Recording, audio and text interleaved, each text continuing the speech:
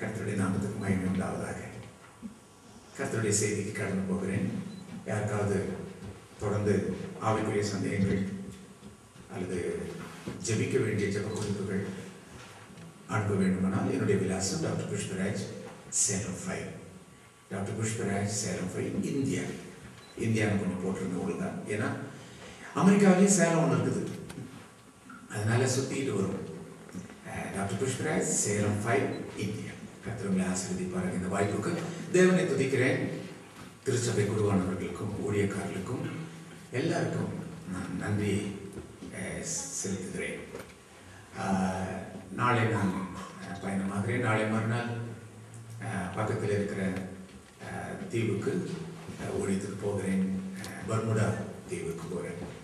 அதுக்கப்புறம் மேலே வெள்ளி, சனி, ஞாயிறு பிலடெல்பியா மலையாள சிஎஸ்ஐ காங்கிரிகேஷனில் 3 நாள் கூட்டம். அதுதான் அமெரிக்காவுடைய கடைசி கூட்டம். அது முடிந்த உடனே இந்தியாவுக்கு நான் திரும்ப பயணமாகிறேன். கர்த்தர் நம்மை ஆசீர்வதிப்பாராக. இன்றைக்கு நாம் சிந்திப்பதற்கு 2 விஷயம். 1, மனிதன் யார், 2, தெய்வம் யார்.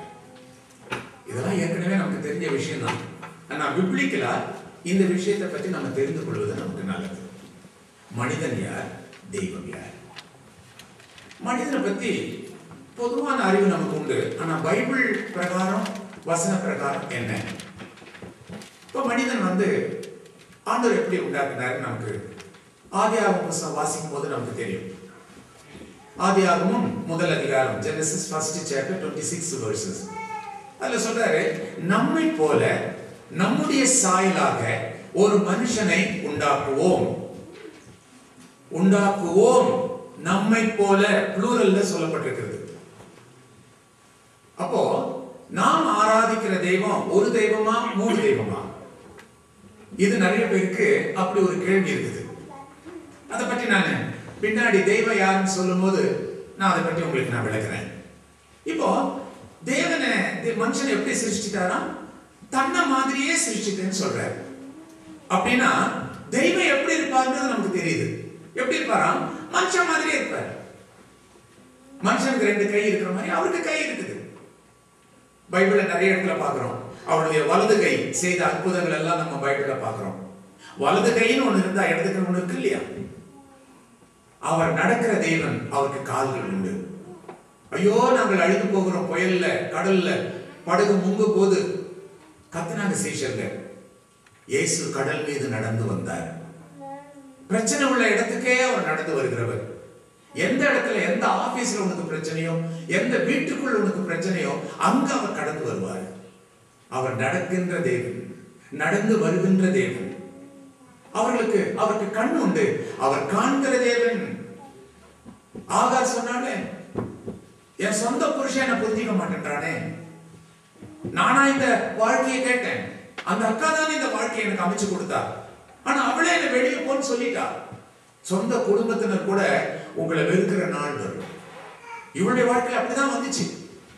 அப்பதான் 2 இடத்துல அவ கண்ணீர் விட்டு அழுதா வேதத்துல நம்ம பார்க்கிறோம். மகனை எடுத்துட்டு நான் எங்க போவேன்? இப்ப தண்ணிக்கு பானையில கையில இருந்த தண்ணி எல்லாம் தீர்ந்து போச்சு. அவன் இப்ப தாகத்தினால இப்ப அவன் சாக போறான். ஏன்? நான் பெத்த புள்ளி என் கண்ணால சாகிறத நான் பார்க்க நான் விரும்பலன்னு சொல்லி புள்ளிய தூக்கி வேற பக்கம் போட்டுட்டு இவ வேற பக்கமா திரும்பி அழுகிறா. அப்படிதான் பைபிள்ல பார்க்கிறோம். ஏன்? தன்னுடைய பிள்ளையினுடைய சாவை பார்க்க விரும்ப முடியல. அவளால தாங்கிக் கொள்ள முடியல. என்ன வாழ்க்கை இது? நானா இந்த வாழ்க்கையை கேட்டேன். இப்படி அமைச்சு கொடுத்துட்டு அவங்களே என்னை வெறுக்கக்கூடிய நிலைமைக்கு ஆகி போச்சு.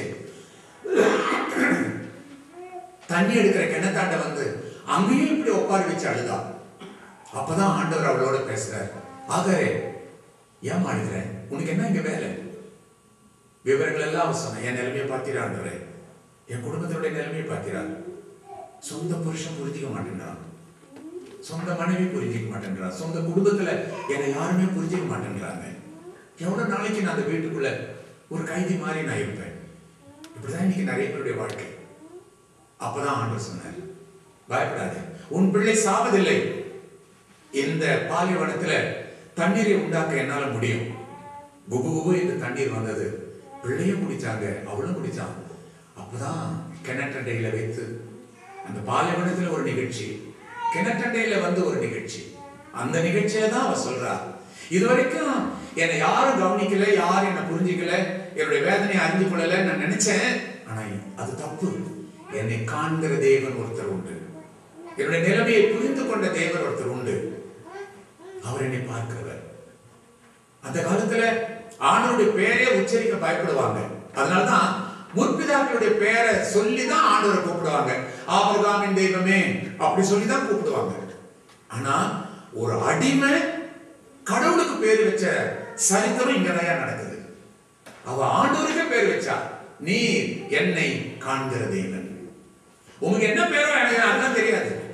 எனக்கு தெரிஞ்சது ஒன்னே ஒண்ணு, என்னை கவனிக்கிற ஒரு தேவன் ஒருத்தர் உண்டுன்னா அது நீர்தான்.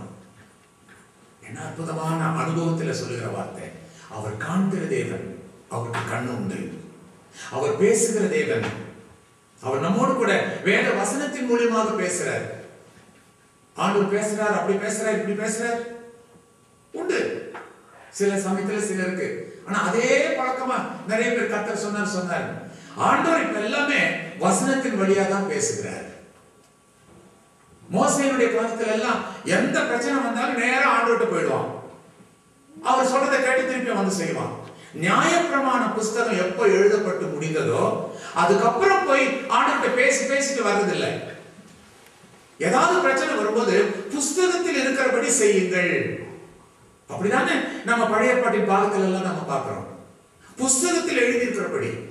முதல் ராஜா வந்த உடனே முதல்ல அந்த புஸ்தகத்தை தேடி கண்டுபிடிங்கன்னு கேட்டான். நம்ம வழி நடத்துகிறது இந்த வேத புஸ்தகம் தான். இனிமே கர்த்தர் நேரடியா பேசுற வேலை எல்லாம் இல்ல, சொப்பனத்தின் மூலியமா பேசுற வேலை எல்லாம் இல்ல, வசனத்தின் மூலியமாய் பேசுவார். அதனாலதான் தினம் பைபிளை வாசிக்கும் போது கதை புஸ்தகம் வாசிக்கிற மாதிரி வாசிக்க கூடாது, தியானிக்கவும் செய்யணும். பைபிள் ரீடிங் வேற, பைபிள் மெடிடேஷன் வேற. முதல் சங்கீதத்தில் என்ன சொன்னாரு?